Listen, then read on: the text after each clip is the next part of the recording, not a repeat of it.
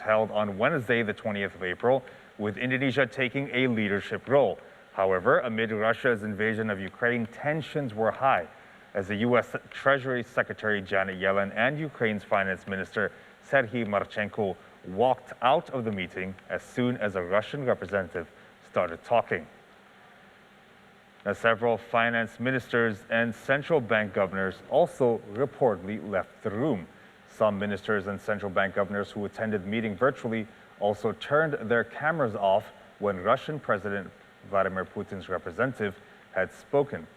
When asked about Russia's participation in the G20 and about the walkout, Indonesia's finance minister Sri Mulyani Indrawati took a neutral stance and said that the multilateral G20 forum is a place to express the views of all members and invitees.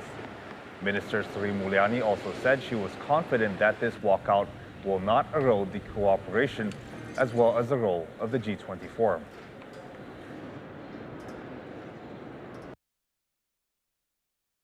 I wanted to ask about the walkout from the G20 meeting by some members from including the U.S. and Canada and the UK, and ask about the impact that this walkout had as Russia was beginning its intervention.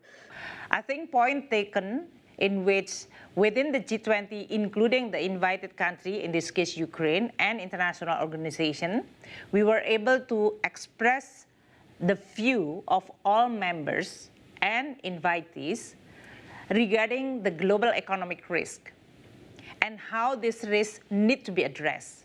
Interestingly, even though in this case that there is a strong condemnation regarding the war in Ukraine by Russia, but all members is actually underlying the need for us to be able to continue maintain G20 cooperation and the importance of multilateralism. I'm confident that this will not erode the cooperation as well as the role of the G20 forum. Thank you, Minister. Governor. And meanwhile, White House Press Secretary Jen Psaki, of course, said the White House supports U.S. Treasury Secretary Janet Yellen's walkout during the G20 meeting, as Psaki said that this is an indication that President Putin and Russia has become a pariah on the global stage.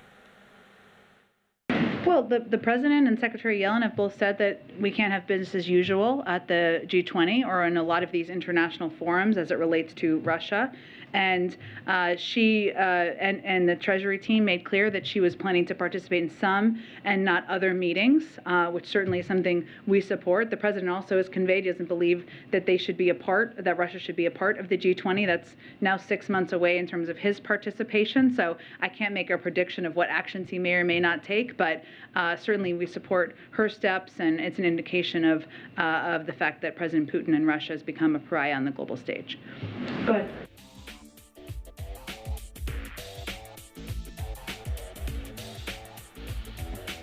Indeed, the G20 second finance ministers and central bank governors meeting laid its focus on the Russian invasion of Ukraine as they expressed concern over the war's humanitarian crisis and economic impact. During this meeting, G20 members stated that the Russia-Ukraine war has made global growth and recovery a much more complex matter.